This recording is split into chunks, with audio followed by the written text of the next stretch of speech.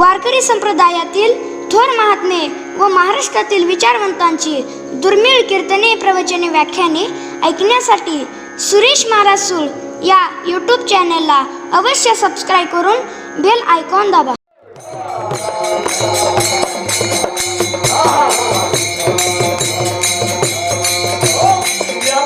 जन्म मरण रूप भवव्यथेच्या पलीकडे नेणारी ही हरिकथा आहे असं जगद्गुरु तुकोबाराय या अभंगाच्या दुसऱ्या कडव्याचा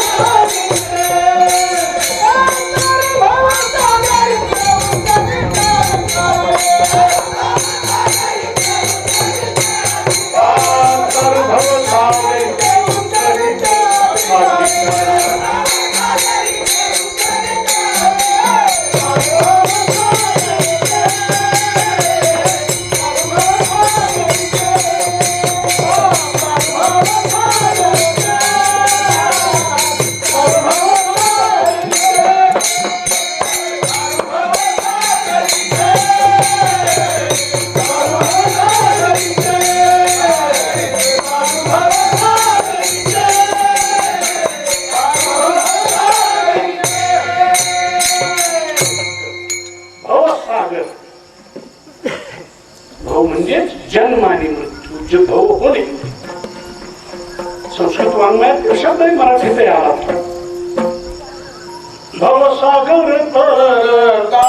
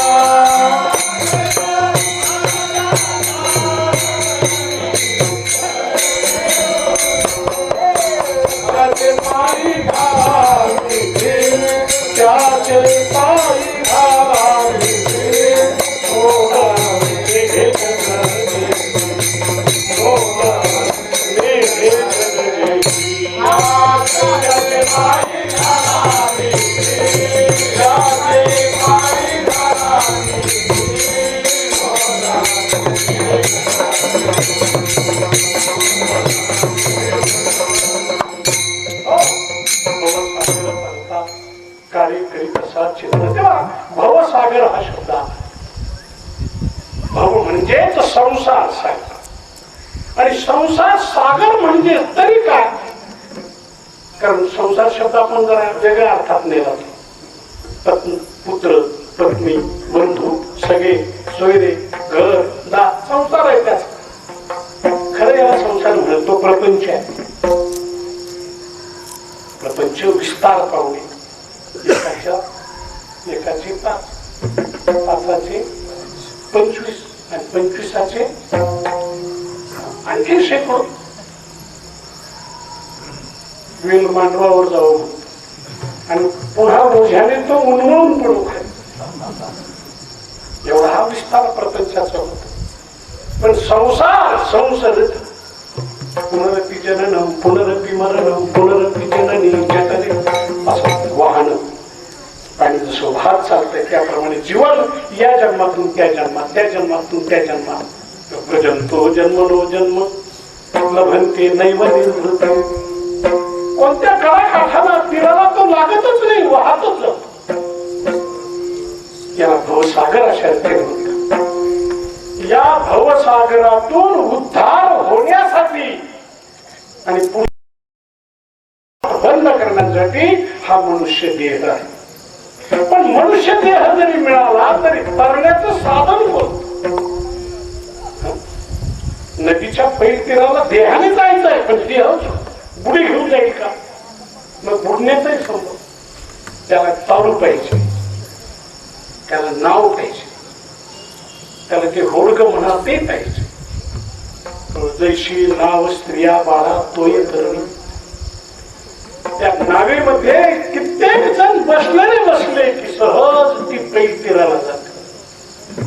असं भागवत कथा ही नाव आहे आणि श्रवणाला जेवढे बसले ते त्या नावेत बसलेले प्रवासी आहेत. भवसागरातून तरण्याकरता प्रयत्न करत आहेत. आणि मग हात पाय भिजवून न देता ती नाव जशी पलीकडे नेते त्याप्रमाणे ही भागवत कथा सुद्धा दारू भवसागरची, भवसागरातून पलीकडे नेणारी असते तिची. मग अशी मी बोलून गेलो, संसार म्हणजेच सागर तो. आणि जन्म आणि मृत्यू हाच खरा संसार. जन्म झाला मृत्यू होणार, हा खऱ्या अर्थाने संसार आहे, तो भवसागर आहे. आपला सिद्धांत गीता आणि भागवताचा असा. गीता भागवत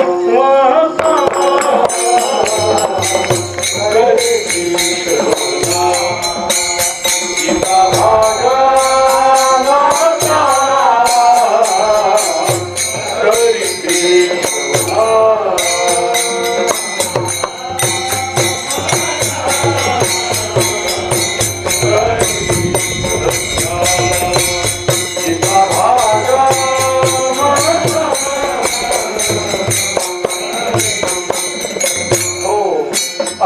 चिंतन विठो. त्या गीता भागवतामध्ये या भवसागराला कसं नाहीसं करायचं, कसं नाहीसं करायचं. जीर्ण वस्त्र सांगीचे मग नूतन विणित्या. हे जन्म आणि हे मृत्यू खरे नव्हे. माणसं रोज कपडे बदलतात. केव्हा कपडे बदलतात? दररोज. इथं दररोज शब्द सुद्धा मला वाटतं जुना आहे थोडासा. रोज म्हणजे रोज सकाळीच बदलत नाही. मग घरातून बाहेर पडायचं तरी बदलत, पुन्हा घरात यायचं तरी. घरात आल्यावर ते कपडे राहू दे ना तसेचे. घरातून बाहेर पडायचं तेव्हा असे कपडे घालायचं सगळ्या दुनियेने हटकून आपल्याकडे पाहिलं पाहिजे. आणि तेच घरातून बाहेरून घरी आलं की ते पुन्हा चांगले कपडे काढून ठेवून द्यायचे. मग असे कपडे घालायचे. घरातल्या माणसांनी भिवून बाहेर पडायला.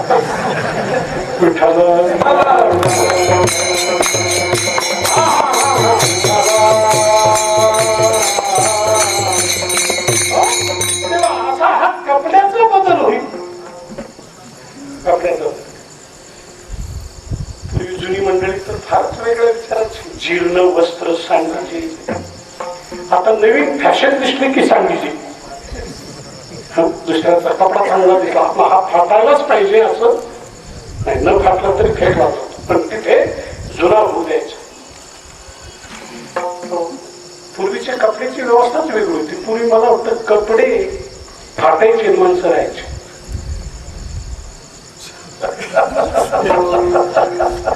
कपडे फाटत असत आणि माणूस राहत असत. आता कपडे असे निघाले, आम्हाला ते माणसं मारतात, तो कपडा राहतो, पण जीर्ण वस्त्र सांगितले मग नूतन विणिले. त्याप्रमाणे जीर्ण झालेला देह टाकणे आणि नवा देह धारण करणे याला जन्म म्हणतात. जीर्ण टाकणे मृत्यू, नवा देह घेणे जन्म. आणि असं जन्म मरणाचं रहस्य जर कळा. वासांशी जीर्णानि यथा विहाय नवानि गृह्णाति नरोत्तमा तथा शरीरानि विहाय जीर्णा अन्यानि संयाति नवानि ते.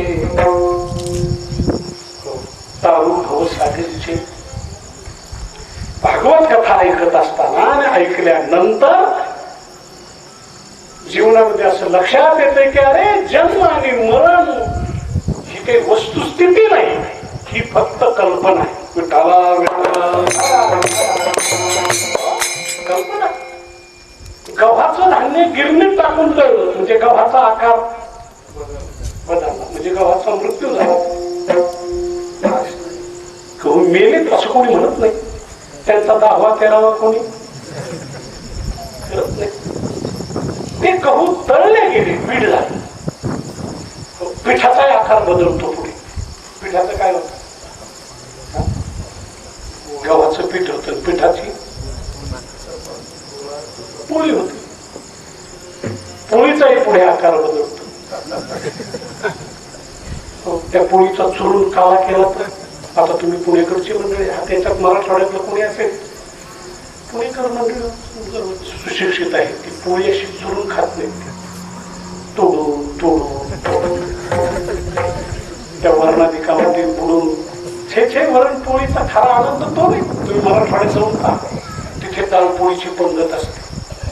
गल्लीत जेवायला बसतात बरं का माणसं, लग्न कार्यामध्ये गावाची माणसं एकत्र होतात, कुठे जेवायला बसतात? आणि गरीबाच्या घरी हा सोहळा. त्याच्यावर श्रीमंत थाटामध्ये किंवा मोठा जर वैभव ऐश्वर्य असलं तर एवढा अन्नदान होईल?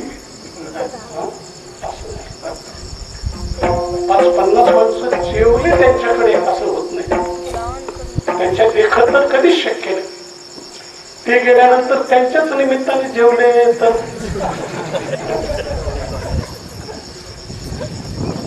ती माणसं ती दान पोळी चुरतात, 2-5 फळे चुरून असा काला करतात. आता पोळीचा आकार बदलला, त्या पोळीचा काय झाला? काला का. आणि मग त्या काल्याचं जेवण जेवलं. मग पोळी पोळी राहत नाही, ते डाळ अथवा वरणही राहत नाही, ते दोन्ही मिळून काला काय. आकार बदलला, आकार बदलला तरी वस्तू नष्ट झाली नाही. त्याप्रमाणे आपण देहादिकाच्या आकारातून गेलो तरी परमात्मा वस्तू नाहीशी झालेली नाही, जीवात्मा दूर गेलेला नाही. हे रहस्य कळणं, यालाच भवसागरातून उद्धरणं असं म्हणतात.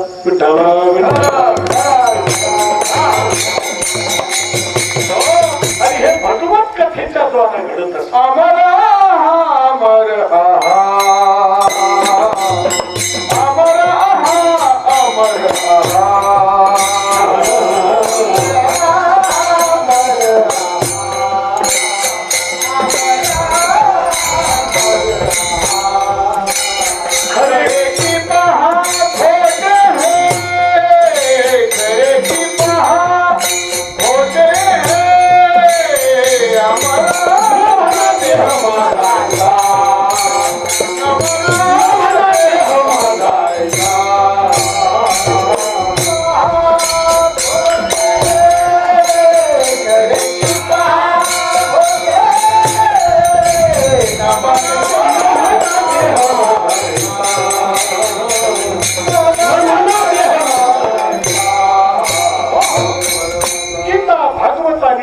ग्रंथामध्ये जे ज्ञान दिलंय त्या ज्ञानाने मनुष्य संसार सागरातून तरतो.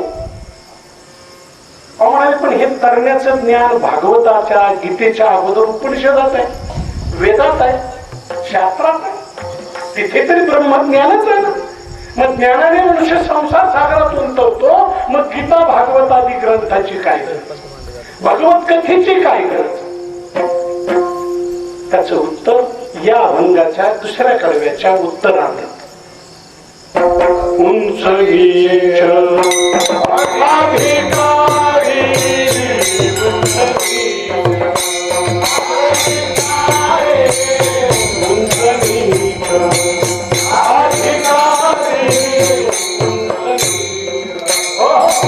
हे संसार सागरातून तरुण जाण्याकरता शुकाधिका सारखे उंचात उंच अधिकारी असले ती कथेनं तरुण जात. शुकमुखातून शुकमुखादमृतद्रव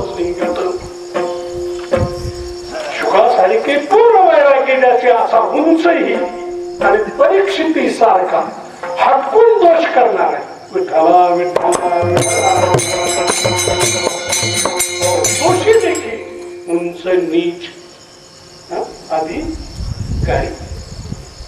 उंच नीच वेदांतामध्ये साधन चतुष्टय संपन्न याला उंच अधिकारी म्हणतात. तेवढंच वैराग्य, तेवढाच विवेक, तेवढंच समाधी संपत्ती आणि मुक्त होण्याची तळमळ त्याला उंच अधिकारी. शाळा एकच असली म्हणून काय झालं, वर्ग एकच असला तरी काय झालं, त्यामध्ये एक विद्यार्थी उंच अधिकारी असतो. एक पाठी म्हणतात त्याला. एकदा वाचलं, एकदा ऐकलं की त्याचं पाठच होतं. त्याच्यावरून त्याच वर्गात दुसरा एक अधिकारी असतो. त्याच्या वाट्याचं शिक्षकांनीच पाठ करावं, नाहीतर घरातील मंडळींनी कॉपी करण्याकरता सिद्ध राहा. विठ्ठल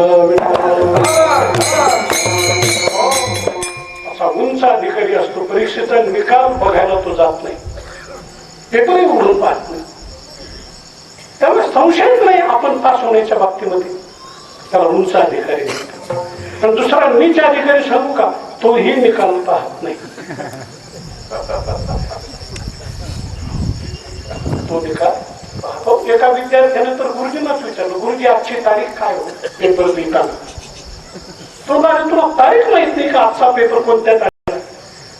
तारीख विचारतो. नाही म्हटलं तेवढं तरी उत्तर बरोबर यावं म्हणून विचारून घेतलं. तारीख तरी बिनचूक असावी. याला नीच अधिकारी. हा पास नाही होणार. फिरलेली माणसा होता मी. एका विद्यार्थ्याला विचार, अरे बाबा कितवीला आहे, तो म्हटला 5वीला आहे. म्हटलं मग मागच्या वर्षी 4थीला असणार. नाही म्हटलं 5वीलाच होत. म्हटलं त्याच्या मागच्या वर्षी 4थीला होता का. नाही 5वीलाच होत. अरे मग त्याच्या मागच्या. नाही 5वीलाच. म्हटलं 5-5 वर्ष.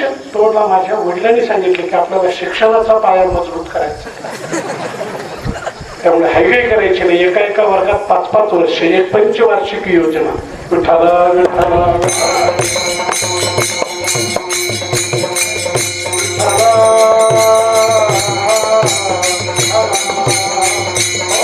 तसं या परमार्थ मार्गामध्ये सुद्धा ऐकण्याची जिज्ञासा की सर्व पाश तोडून श्रवण करता की जशीचे ऐकावी मूळ कथा तैशीच धरून राही चित्ता.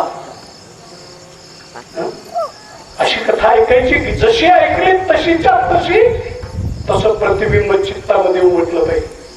आता आपण तर खरं स्मरणात राहण्याकरता ऐकतच नाही, पुण्य होण्याकरता माणसं ऐकतात. ऐकल्याने पुण्य होतं म्हणे. लक्षात ठेवण्याचं काही कारण हो अजिबात ठेवायचंच नाही. या कथा कीर्तन या बाबतीत फार गैरसमज झाली. एवढी मोठी जाहीर झाली कथा आहे आणि मग पत्रिका हातात पडली की लहान मोठ्याला सुद्धा वाटते की एक दिवस कळेल पण आधी कथेला आपण जाऊ. एका सुनबाईने सासूबाईला विचारलं, मी जाऊ का कथेला, फारच चांगली कथा आहे. त्या सासूबाईने सांगितलं, तुझं काय ही कथा ऐकायचं वय आहे का, ह्या वयात कथा ऐकायची असते का. ती म्हटली मग कोणत्या वयात, जेव्हा ऐकायला कमी येतं. ऐकायला जेव्हा कमी येईल तेव्हा कथा ऐकावी. विठ्ठला विठ्ठला. अशी कथेविषयी नाना प्रकारचे भ्रम त्यांच्या जीवनात आहेत. नीच अधिकारी बसा ऐका, ऐकण्याकरता येऊन बसा इतकंच. पण काय करता, या हरिकथेचा महिमा एवढा आहे, उंचातील उंच अधिकारी ही उतरतो आणि असा सर्वसामान्य अधिकारी नीच बुद्धी कमी असलेला, मन असलेला, शमदमादी साधना नसलेला, विवेक वैराग्यादी एक प्रकारचा नसलेला. विठ्ठला विठ्ठला.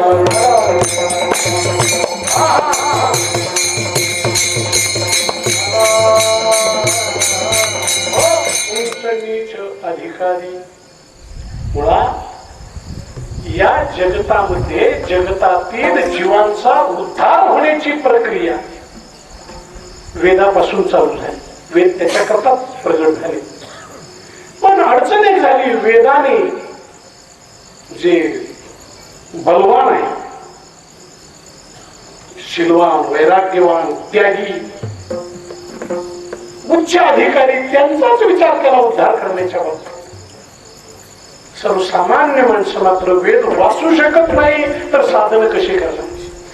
अशा करता स्वतः दीन दयाळ असलेला भगवान त्याने अवतार घेतला आणि आपलं असं चरित्र केलंय की त्या चरित्राच्या श्रवणाने आणि सांगण्यानेही त्या जीवाचा उद्धार होऊ शकेल. असं दीन आणि दुर्बळासाठी अवतीर्ण झालेली गंगा म्हणजे हरिकथा. विठ्ठला दिला आणि दुर्बाशी, दिला आणि दुर्बाशी, दुर्बाशी, दिला आणि दुर्बाशी, दिला आणि दुर्बाशी, दलाची हरी कथा सुखला हरी कथा, हरी कथा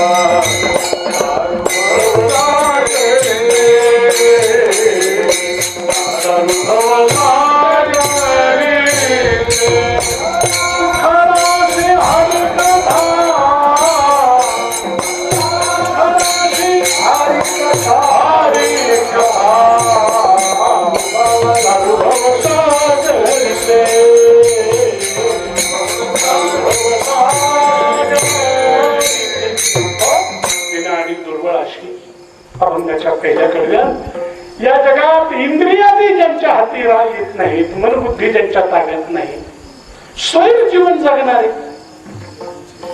पाप पुण्याचा विचार न करणार, अंगा मनाशी रुसावे, ते तुलेनी कृत्या कृत्य नाठवे, करणे याची नावे भलतीची करी, कुठे बसेल, कुठे बोलेल, कसा राहील, काय खाईल, कशाचा पत्ताच अशा रीतीचा नाही. हे तीन आहे. इंद्रियाची दिने आम्ही केलो. हो, जन्म जातो नक्की न येतात तर एक इंद्रिय आटोपत नाही. त्या एकाची हे मत न घडे त्याला तीन होईल. त्याचा उद्धार कसा होणार? उपनिषदाने जे सांगितलंय, नायम आत्मा प्रवचने न लभ्यो न मेधया न बहुना श्रुतेन. कळलं? त्याच्यानं आत्मा मिळणार नाही. पण अशा रीतीने ती इंद्रिय आपण आवरू शकत नाही. साधी तंबाखूची सवय लागली तरी सुटत नाही माणसाचं. काही फारच गोड पदार्थ आहे असं नाही. गोड वस्तू त्याचा तोच ती डबी काढतो, त्याच्यातून ती हातात घेतो, परिश्रम करतो तिला मळायची. नखाने किंवा त्या अंगठ्याने खूप मळ मळतोय आणि तोंडात टाकण्याच्या पूर्वी असे थप थप थप थाप मारतो असतात. मी म्हटलं ही माणसं खायला करतात, नको खाऊ दे, पण थापा का मारतात? मागून लक्षात आलं की ते तंबाखूला सांगत असं, हे बघ तंबाखू, तुझ्या पायी सगळ्या शरीराचा आणि प्रपंचाचं वाटोळ जरी झालं तरी मेलो तरी तुला सोडणार.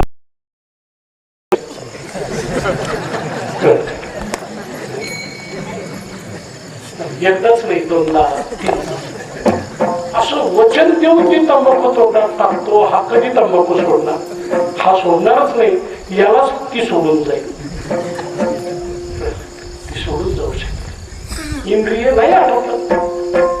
एकाचे ही मद न घडे दमन, अशी ही जी तीन आहे. मला वाटतं भागवतातील श्लोक आहे मोठा.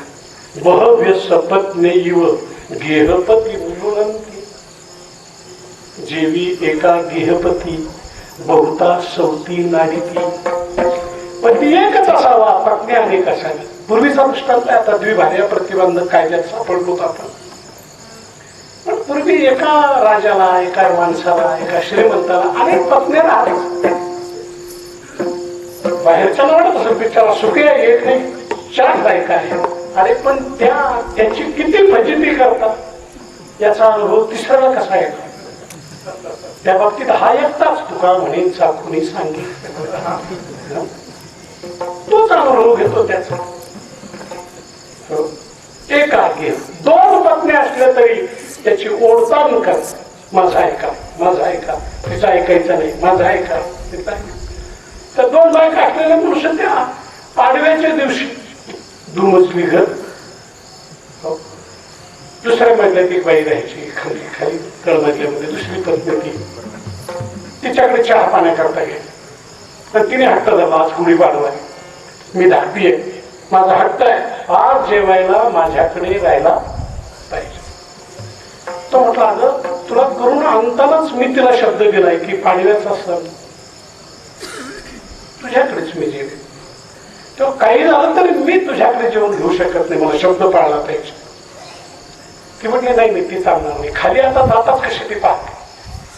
तो नाही नाही म्हणून त्या जिन्यावर खाली उतरू लागला. जिना असा बाहेरून होता, तो खाली उतरतो पाहिल्यावर त्या बाईने असे हातच पकडले, जा बरं खाली कसे उतरतात.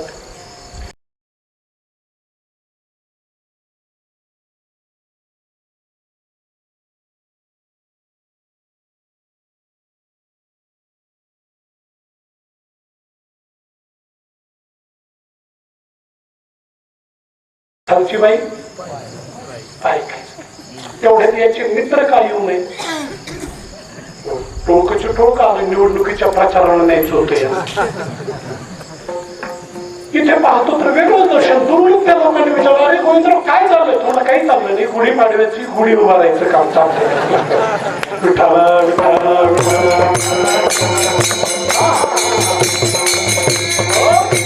अशाच रीतीने एकच जीवात्मा पाच ज्ञानेंद्रियाच्या हातात सापडतो. जीवा रसाकडे उडी. जीभ म्हणते चांगल्या चांगल्या आंब्याचा रस खाल्ला पाहिजे. डोळे म्हणतात नाही नाही ते रस कसाही असो, ते आंबे डोळ्यालाही चांगले दिसले पाहिजे. कान म्हणतात ते बाकीचं काही असो, त्याचं गोड मधुर वर्णन कानाला ऐकायला मिळालं पाहिजे. हात म्हणतात नाही नाही जरा मऊ लुसलुसीत मृदू लागले पाहिजे. एका आंब्यावरून सगळ्याचं वाटलं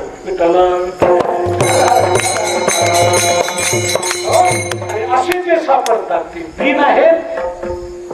विवेक आणि वैराग्याचं बळ ज्यांच्या जीवनात नाही ते दुर्बळ आहे. अशांना तरुण जाण्याचा काही अधिकार आहे की नाही? दिन आणि दुर्बळाशी सुख राशी हरी कथा, सुख राशी हरी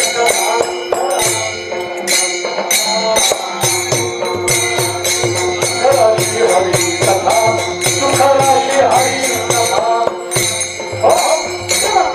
सुख राशी हा दिसायला वाटताना शब्द जड वाटतोय, मोठा कठीण वाटतो, पण सोपा आहे.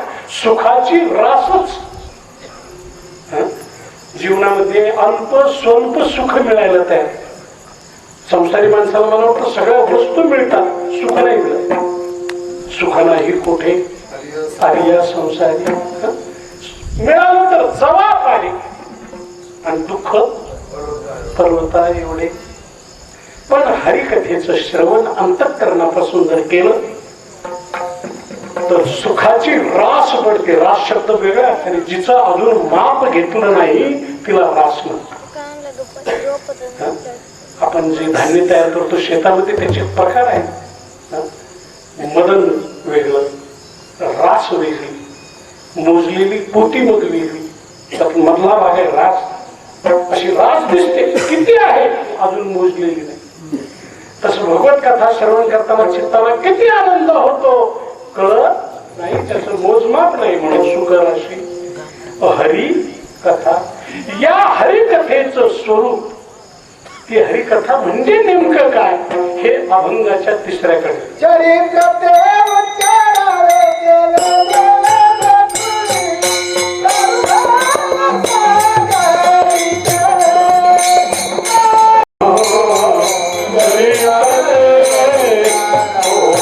चरित्र ते उच्चारावे, गोड आवडीने प्रेमाने उच्चारावं. पण कोणतं चरित्र? मथुरीतील महाराज कुरुक्षेत्रावरचं हे चरित्र नाही. मग जे गोकुळात 5 वर्षाच्या आत असताना जे देवाने चरित्र केलं, हे जसे चरित्र केले नारायण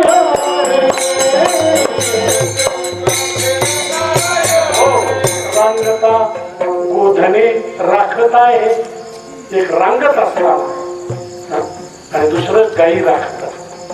बोधने रांगत रंगणी चोरी आपली धरती गवळणी, म्हणून चरित्र ते विचारावे. 5 नियम आले एवढ्या शब्दामध्ये. चरित्र गावं, ते देवाचं गावं, पण सर्व देवामध्ये श्रीकृष्ण हा जो देव त्याचं गावं. त्या श्रीकृष्ण रूप देवाचं हे जे बाल्य अवस्थेत घडलं ते गाव. गोकुळ शब्द आहे पुन्हा. तर देवाच्या चरित्राच्या जागा 3 आहेत. एक गोकुळातलं, दुसरं मथुरेतलं आणि तिसरं हस्तिनापूर. आता तिला आपण दिल्ली म्हणतो.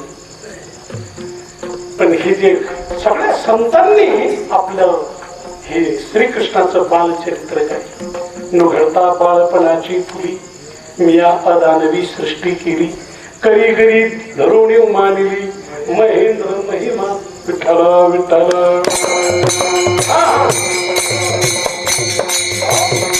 राक्षस खरे त्याच वेळेला मारून टाकले देवाने. देवाचा अवतार झाला नसता तर मला वाटतं आता त्यांची संख्या फारच वाढली. त्याच्यातून थोडे बहु शिल्लक राहिले, त्यामुळे सुद्धा या वाईट घटना घडतात. देशाला हळहळ करायला लावणाऱ्या, दुःखाच्या सागरात लोटणाऱ्या घटना घडतात. हा त्या शिल्लक राहिलेल्या राक्षसांचाच पावता. यातली दिवाळी बरेच मारले. कागद मारले दैत्य खाली, म्हणून चरित्र ते उच्चारावे. खरं उद्याही मला कालेच्या कीर्तनाची सेवा आहे, त्यामुळे या कडव्याचा आता वेळ घेणं बरोबर नाही. केले देवे गोकुळी, जे देवाने गोकुळात चरित्र केले ते आपण उद्या कालेच्या कीर्तनात पाहू. परंतु जगद्गुरु तुकोबाराय म्हणतात, या चरित्र श्रवणाची, चरित्राचं नियोजन करण्याची आणि चरित्र सांगण्याची मनामध्ये आवड जरी धरली, अहो म्हटले पण अनधिकारी माणसाचा उद्धार होईल कसा, संसार सागरातून तो तरेल कसा, त्याचा अधिकार जरी नसला तरी देव त्याच्यावर कृपा. तुका भाने आवडी धरी, तुका भाने आवडी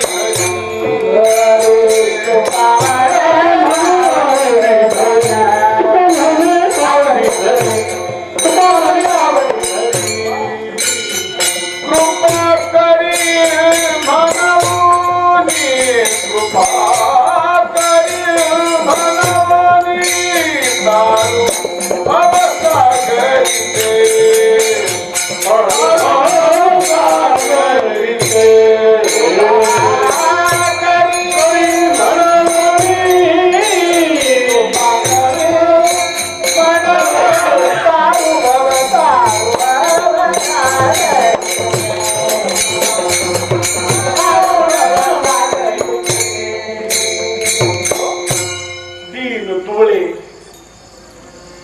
आणि यांच्या उद्धाराची ही व्यवस्था. आपल्या सरकारकडे निराधार योजना आहे. एरवी पैसा मिळायला कष्ट लागतात, श्रम लागतात, सहजासहजी पैसा मिळत नाही.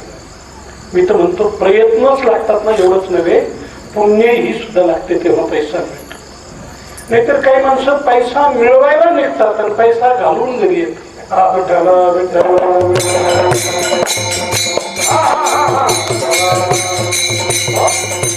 पुण्यही आणि प्रयत्न.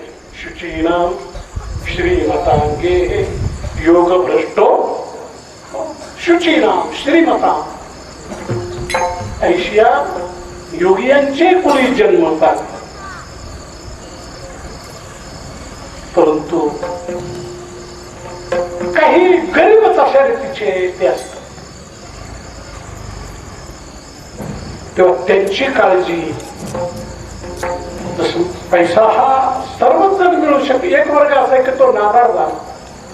आता पैसा मिळवण्याचं त्याच्याकडे कोणतंही साधन नाही, त्याला निराधार समज.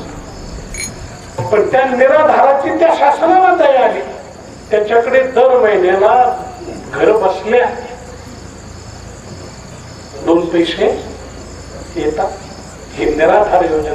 तसं भगवान श्रीकृष्णाची कथा वैराग्याचं भांडवल ज्याच्याजवळ नाही, विरक्तीचं एक प्रकारचं भांडवल नाही, साधन नाही, दुर्बळ आहे, दीन आहे, त्या निराधारा करता ही योजना आहे.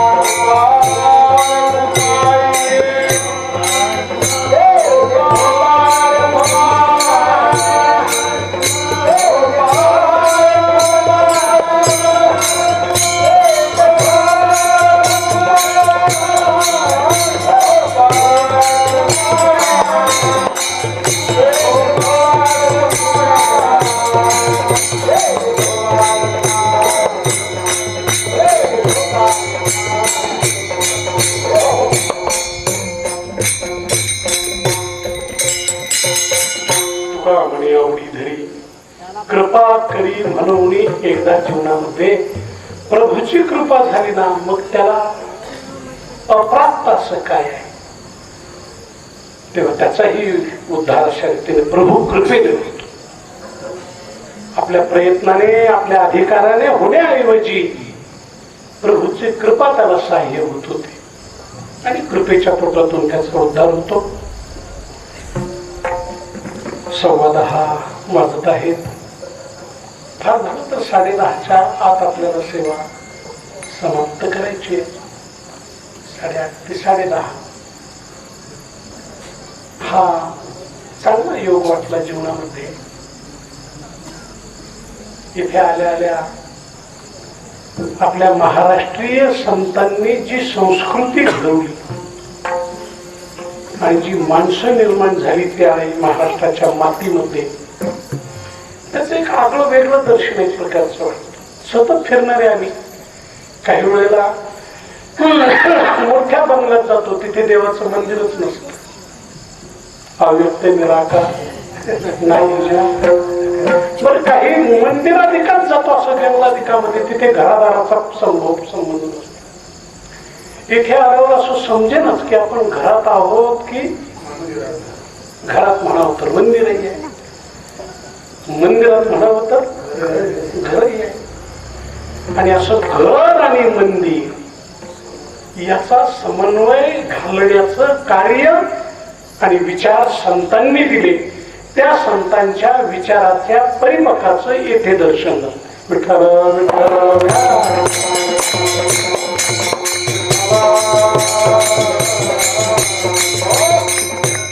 घराची मंदिरं झाली पाहिजे, घरातील माणसाचे देव झाले पाहिजे. मनुष्याचा देव अशा रीतीने व्हावा. घराचं मंदिर एक प्रकारचं व्हावं. घरातील दिसणारं पाणी ते पाणी नाही, ते तीर्थ बनलं पाहिजे. जेवणातला अन्न अन्न राहता कामा नये, तो प्रसाद झाला पाहिजे. विठ्ठला हाच प्रसाद प्रसाद पाटलांच्या वर झाला. क्वचित दिसत हे दर्शन. काही माणसं परमार्थी खूप संसाराकडे दुर्लक्ष किंवा संसाराचा फारसा संबंध नाही. काही माणसं वैभवाच्या शिखरावर जातात, परमार्थाचा गंध नाही. इथे दोन्हीही गोष्टी हातात घात घालून चालतात. मला तर मग एक वाक्य पुढे डोळ्यापुढे आलंय की ही पिढीने काढलेली दुसरी पिढी आहे. पुन्हा पुण्याची ही पिढी की भागवतासारखे सप्ताह यज्ञ आमचे श्री चंद्रकांत भोसले यांनी या कार्यक्रमाची पार्श्वभूमी सांगितली. बरेच महिनेपासून तो कार्यक्रमाचा पाठपुरावा या शर्तीने केला. तारखाही बदलण्याचा प्रकार झाला मध्ये, परंतु जी अपेक्षा संतांची आहे. संतांना जो मानव हवा आहे, जो मनुष्य घडवायचा आहे, तशी घडलेली माणसं या ठिकाणी डोळ्याला बघायला मिळाली. धन्य झालो. ज्ञानेश्वर नाव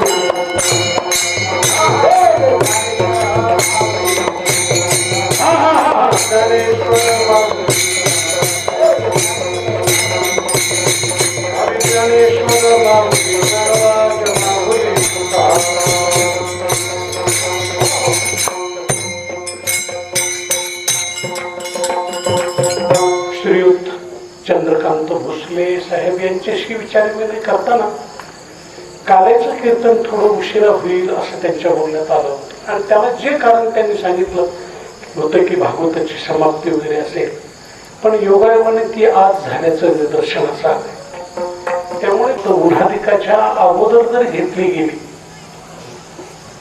आणि नेहमीच्या शिरस्त्याप्रमाणे 9 ते 11 जर घेतली गेली, आजही दूरवरून प्रवास घडला आणि उद्याचाही प्रवास पुन्हा नाहीला जाणे नाशिककडे जाऊन पुन्हा औरंगाबादकडे जायचं, तर आपल्या श्रोतू सज्जनांनाही थोडासा त्रास होईल.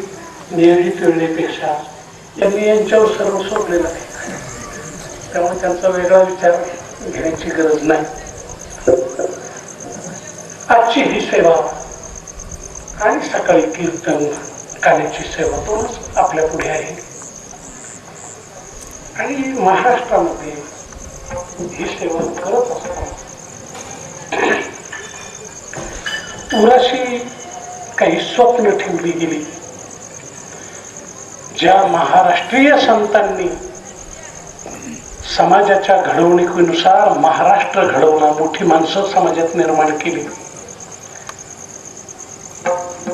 त्या महाराष्ट्राची अनेक वैशिष्ट्ये आणि विशेषतः पंढरपूर, ज्या मातृपितृ भक्तीतून पंढरपूर क्षेत्राचा उदय झाला, त्या मातृपितृ भक्तीचं मंदिर पंढरपुरात चंद्रभागेच्या तीरावर व्हावं असा एक मनोदय झाला आणि 4 वर्षापासून सुमारे 1 कोटी खर्चापर्यंत ते काम केलंय.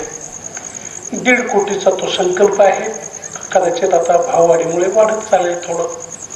आपण सध्या शिखराच्या स्टेपला क्रमांकाचं मंदिर ते ठरावं अशा स्वरूपाची त्याची स्थिती परमेश्वराने घडून घेतली आणि मातृपितृ भक्तीचं ते मंदिर असल्यामुळे आपल्याही आई वडिलाच्या नावा आणि काही भाग्यवान पुण्यवान पुत्रांच्या द्वारा माता पित्यांची, ज्याला आपण प्रतिमा म्हणतो,